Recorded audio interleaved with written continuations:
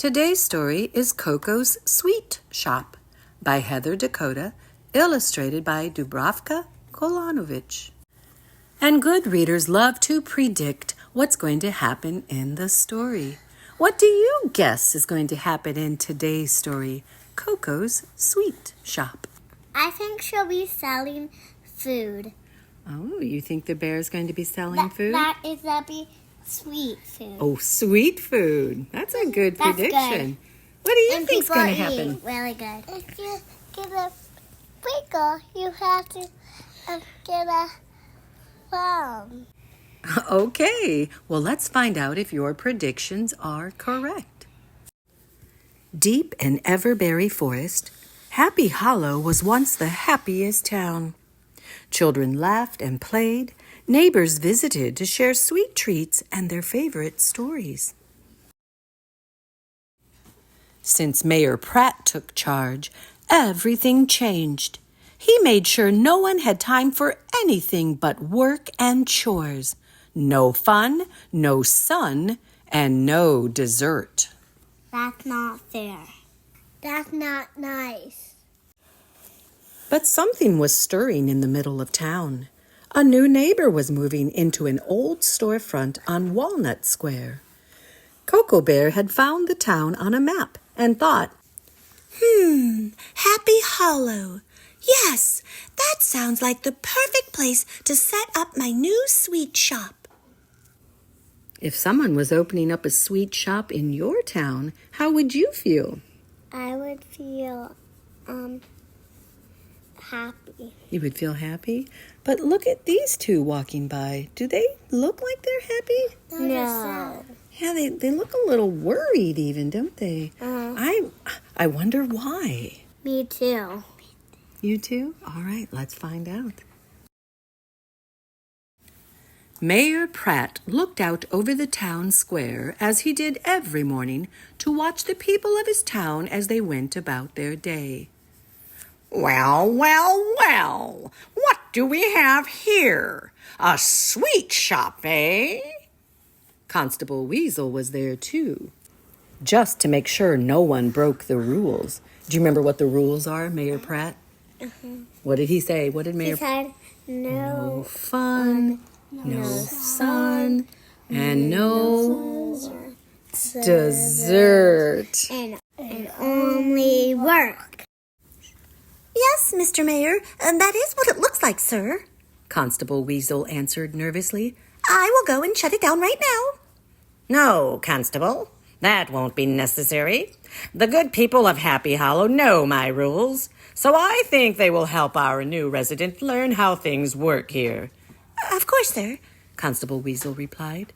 She won't last a day. The next morning, Coco saw two bunnies walking to school. Hello, Coco called. what are your names? I'm Jake. This is my sister Megan. Nice to meet you. My name is Coco Bear. May I offer you a treat? Uh-oh, do you remember Mayor Pratt's rules? No fun, no sun, and no dessert. And only work. I don't think we're allowed. Jake said quickly. We better get to school, Megan. Oh, Okay. Coco said. Well, have a good day. As the bunnies hurried away, Coco wondered, What little bunnies don't like sweet treats? That afternoon, Coco stirred and simmered and whisked and whipped the special recipes she'd collected over the years. She opened wide her windows and doors, and the scent of her delicious morsels floated on the breeze through the town. Against their better judgment, the townspeople grew curious about what their cheerful new neighbor was cooking up. In the midst of all her cooking, a ball rolled into her shop, followed by quiet little footsteps. Go get it. Jake whispered to Megan. No, you go get it. Megan whispered back. Coco laughed. Well, hello. You are right on time. Want to taste something yummy? Jake knew they should have said no, but Megan was already reaching for the tray Coco held out to them. These are called drops of sunshine. Go ahead, try one. Wowee! They chimed. I don't think I've ever tasted anything so good. Megan beamed. Thank you, Coco. They both said. Back in the square, Jake and Megan began a game of two-square.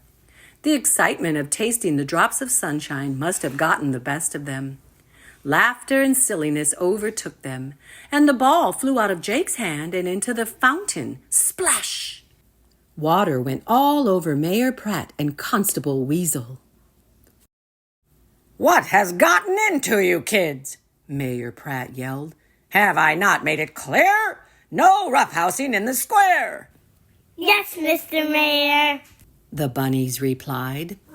Maybe we had too many treats from Coco's sweet shop. Megan said shyly. You had what? Mayor Pratt roared. At that, Mayor Pratt and Constable Weasel turned and marched over to Coco's shop. Coco saw the two officials coming and greeted them warmly. Good afternoon, Mr. Mayor, Constable Weasel. Ms. Bear, this is not a friendly visit, the mayor began. Being new to Happy Hollow, you may not know how things work. We do not have ice cream shops, bakeries, or candy stores. Our people simply don't have the time for it. Oh, Mr. Mayor, I do not want to cause any trouble for the people of Happy Hollow. Good, Mayor Pratt interrupted. Then we understand each other. Constable, please close down this shop at once. Yes, Mr. Mayor, sir. The constable answered back as he handed Coco a closed sign. Good day, Miss Bear, Mayor Pratt said, and he and Constable Weasel left the shop. Coco was sad. This was not at all what she expected when she found Happy Hollow on the map. There has to be a reason it was given such a happy name, she thought to herself. There must be something I can do to bring happiness to Happy Hollow. Suddenly she had an idea. I know exactly what will do the trick, Coco said out loud. No one can resist my chocolate clusters of love, not even grumpy Mayor Pratt. Coco worked all night preparing the perfect batch of her special chocolatey delights. Each little candy was filled with love for the town and everyone in it. She wrapped bunches together, one for each person in each house, and placed them in boxes. Then she tied a beautiful ribbon around each one. Can you predict what she's going to do with those boxes?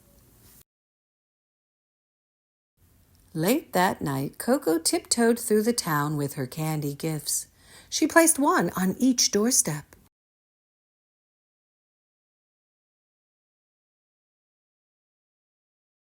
By lunchtime the next day, a crowd had gathered in the town square right in front of Coco's shop. Everyone was talking about the treats they found on their doorsteps. It just melted in my mouth, said the clockmaker. It made me giggle, said Ms. Hibble, Mayor Pratt's assistant. I can't believe how happy my workers and customers are today, said Mr. Boyle, the banker. That was the nicest thing anyone's ever done for me. But what will Mayor Pratt say? asked Mrs. Rabbit. What is all this noise? Mayor Pratt shouted, scaring everyone. Oh, good morning, Mr. Mayor, Coco said. Did you enjoy your treat? I did no such thing, Miss Bear. I demand that you stop this foolishness at once. Constable! Constable! Constable Weasel was polishing off the last crumbs of a delicious chocolate cluster and said, Sir, you really ought to try these. They're amazing. As Mayor Pratt opened his mouth to protest, Coco tossed in a chocolate cluster. Everyone held their breath. Mayor Pratt chomped the crunchy chocolatey goodness. His eyes filled with delight. Then he smiled and asked, May I have another? The townspeople cheered. That very day, Mayor Pratt lifted his ban on sweet shops and ice cream parlors, and people began to have fun again. Kids played in the square, and neighbors shared their sweetest treats and favorite stories. Coco's Sweet Shop had helped Happy Hollow live up to its name. And here is Coco's recipe for her chocolate clusters of love. Maybe you will make these someday soon. But make sure you have an adult help you. I hope you enjoyed this story, and I want to thank my 3 little friends who helped me read this story. Thank you, my grandchildren, Rue and Dev and Hux. You did such a marvelous job.